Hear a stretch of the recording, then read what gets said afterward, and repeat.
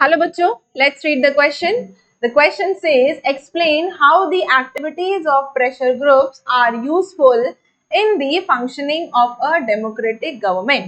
सवाल आपसे ये पूछा जा रहा है कि जो प्रेशर ग्रुप्स की एक्टिविटीज है, गतिविधियां हैं, ये किस तरीके से काम आती हैं, यूजफुल है डेमोक्रेटिक गवर्नमेंट की फंक्शनिंग में. So the answer here is pressure groups are important in the functioning of a democracy in the following manner. कि pressure groups जो हैं ये बहुत important है डेमोक्रेटिक फॉर्म ऑफ गवर्नमेंट की फंक्शनिंग में. प्रेशर ग्रुप्स की जो एक्टिविटीज हैं ये बहुत ही यूजफुल होती हैं, बहुत इंपॉर्टेंट है. कैसे हैं, नीचे दिए गए हैं point. Point number 1 is putting pressure on a government is a positive act as long as everyone get this opportunity. कि सरकार के ऊपर प्रेशर बनाना ये एक पॉजिटिव एक्ट है. सरकार के ऊपर प्रेशर बना लेना ये एक पॉजिटिव एक्ट होता है. समटाइम्स कभी कभी गवर्नमेंट में कम अंडर अनड्यू प्रेशर. कभी कभी क्या होता है, सरकार जो है वो प्रेशर में आ जाती है. कैसे?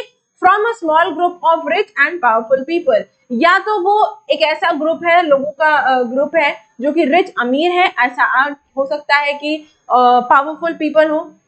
तो इन दोनों की वजह से क्या हो सकता है, इन दोनों की एक्टिविटीज की वजह से, चाहे रिच ग्रुप हो चाहे पावरफुल ग्रुप हो, इस तरह के जो प्रेशर ग्रुप्स होते हैं इनकी एक्टिविटीज की वजह से सरकार जो है वो किसी ना किसी प्रेशर में आ सकती है. Pressure groups play an important role in countering such undue pressure. इस तरह के जो अनड्यू प्रेशर, जो प्रेशर बना हुआ है, अनड्यू प्रेशर बना हुआ है सरकार के ऊपर, प्रेशर ग्रुप क्या करती है, इस तरीके के अनड्यू प्रेशर पे उनका एक बहुत ही महत्वपूर्ण रोल होता है कि वो क्या करती है, काउंटर कर देती है उनके इस तरह के प्रेशर्स को and remind the government about the needs and concerns of ordinary people. और ये प्रेशर ग्रुप्स जो हैं ये एक सरकार को लोगों की जरूरतें, लोगों की नीड्स, लोगों की डिमांड्स, लोगों की फिक्रें, उनके बारे में याद दिलाती रहती है, उनको रिमाइंड करती रहती है.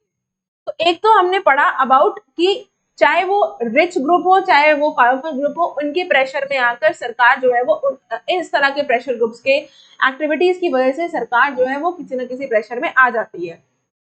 दूसरा पॉइंट है when there are more than one active group और नो सिंगल ग्रुप को डोमिनेट द सोसाइटी. ऐसी कंट्री में या ऐसी सोसाइटी में जहां एक से ज्यादा एक्टिव प्रेशर ग्रुप्स हैं, तो इस तरह की सोसाइटी में कोई सिंगल प्रेशर ग्रुप, कोई सिंगल ग्रुप सोसाइटी को डोमिनेट नहीं कर सकता.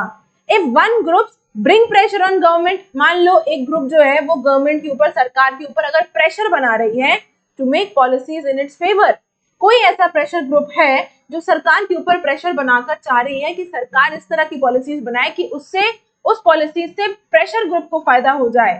Other group will bring counter pressure. तो दूसरा ग्रुप क्या करेगा, काउंटर प्रेशर करने लग जाएगा सरकार के ऊपर, not to make policies in the way the first group wants. तो दूसरा ग्रुप क्या करने लग जाएगा, दूसरा प्रेशर ग्रुप इस तरीके का प्रेशर बनाने लग जाएगा, इस तरीके के प्रेशर को काउंटर करने लग जाएगा कि वो चाहेगा कि सरकार जो है, जिस तरह की जो पहला group, first group, pressure group जिस तरह की पॉलिसीज चाह रहा है, वो सरकार को उस तरह की पॉलिसीज को बनाने में रोकेगा. इस तरीके का प्रेशर डालेंगे कि सरकार उस तरह की पॉलिसीज ना बना पाए.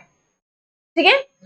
This leads to a mild balance of power and accommodation of conflicting interests. तो इस तरीके से जहां एक से ज्यादा प्रेशर ग्रुप्स होते हैं और जब कोई एक प्रेशर ग्रुप चाहता है कि गवर्नमेंट जो है उसके फेवर की पॉलिसीज बनाए और दूसरा प्रेशर ग्रुप उसे काउंटर करता है, तो क्या होता है, इस तरीके के प्रोसेस में एक माइल्ड बैलेंस बना रहता है पावर के बीच में, एज वेल एज अकोमोडेट कर देता है वो जो अलग अलग तरीके के जो कॉन्फ्लिक्ट्स हैं उन सभी को, उनके इंटरेस्ट, जितने अलग अलग तरीके के कॉन्फ्लिक्ट्स हैं उनके इंटरेस्ट को अपने अंदर अकोमोडेट कर लेता है. इस तरीके से ये प्रेशर ग्रुप्स एक तरीके से गवर्नमेंट के लिए हेल्पफुल है कि सरकार एक बैलेंस बनाकर चल पाती है. So I hope you understood the question as well as the answer. Best of luck.